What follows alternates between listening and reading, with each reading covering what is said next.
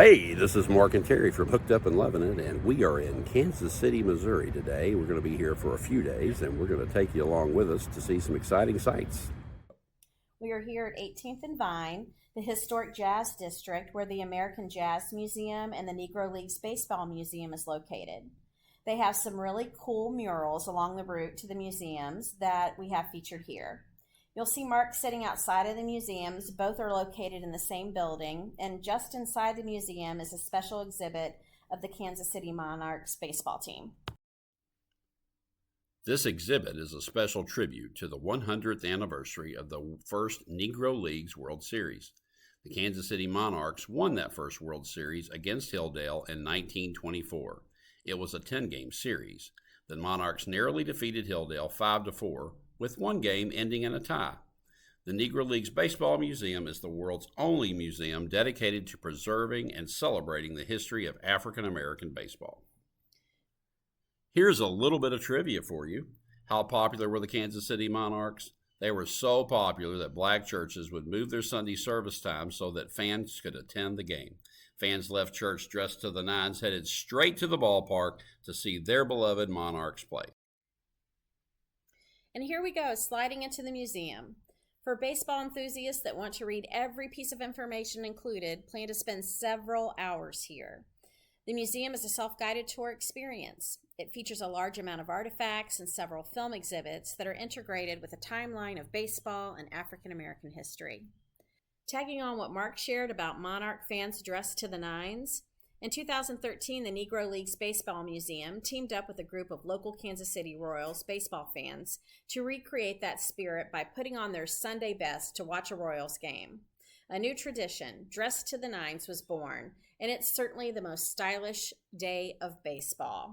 For those educators listening in, the Negro Leagues Baseball Museum, in partnership with Kansas State University, developed an e-museum for teachers and researchers. Just search for the Negro Leagues Baseball Museum and learn more about this great resource. The museum also holds several events throughout the year. One of those is the Jackie Robinson Memorial Lecture. In recognition of Jackie Robinson's historic breaking of baseball's color barrier, the museum seeks to invite noted scholars each April to discuss issues involving history, race, sports, and its impact on American society. We really enjoyed our visit to the museum today.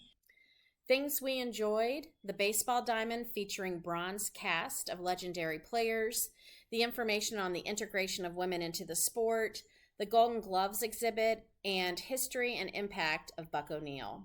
So many great things to see here. We highly encourage you to visit.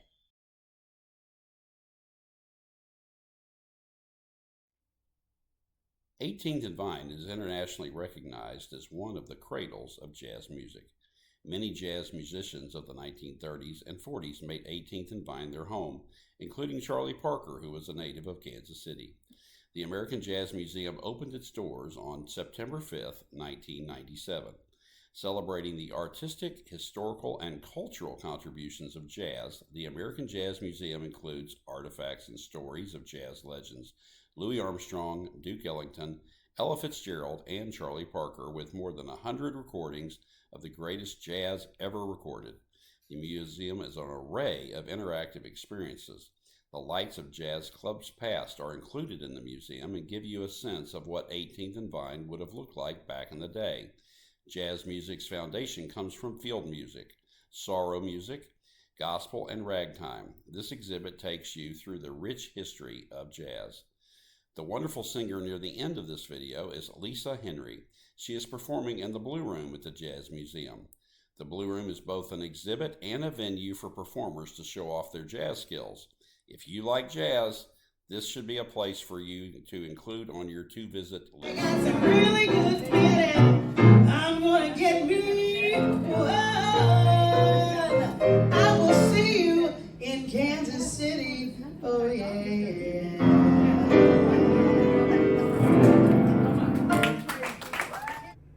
Thanks for watching episode 2. We saw so many great things in Kansas City that we're actually going to divide that into 2 separate videos. So episode 3 will be coming out shortly with more Kansas City sites. We really are wanting to have a weekly video on our channel, but we have been doing a lot of learning about video editing, and it's been really fun, but it's also been a little stressful. It's a little stressful.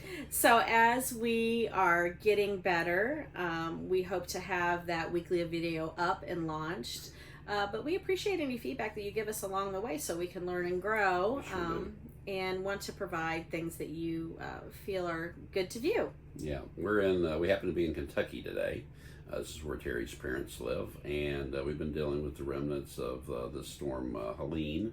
Sorry, all the Helenes out there for having the storm named after you, but we have, and it's just been rainy and windy here, really. But as everybody knows, there's parts of the country that have just been absolutely devastated by this storm, and it's a pretty broad swath of places, and so it's just really difficult and sad. If you're in that situation, we certainly hope that you have what you need, and our thoughts and prayers go out to you for that. Absolutely. It's just it's a tough situation for sure. One of the things we wanted to focus on our channel was relationships, specifically a new relationship when you're older in life. Mark and I are in our mid-50s. We are in our mid-50s, and so it is different than when you're younger. You have a better sense of time and what the value of time and what it means. And so something that we do every day is try to be thankful and grateful for each other and for what we have in this life. And one of the little things that we do each day just to kind of start off a day that way is we tell each other, thank you for loving me each day in the morning, pretty much right away. And it does, and it is not a mechanical ritualistic thing at all. It is a very organic, loving thing, and but it does help us put things into perspective.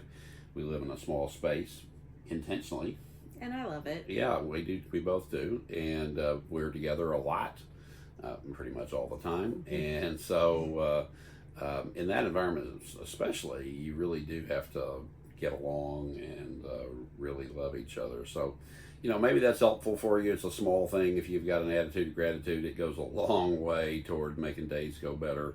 Love and that saying. less conflict, etc. And so it's a great way to do. So thank you for loving me. Thank you for loving me. Mm-hmm. Tell you what, since we'll see you down the road, if you like this video, please give us a like down below and subscribe to our channel. That's even better. And you can also see us on Facebook, and you can direct message us. Our email address is on our YouTube channel, as well as you can give us a private message on Facebook as well. And until next time, we'll see you down the road. Thanks. Take care.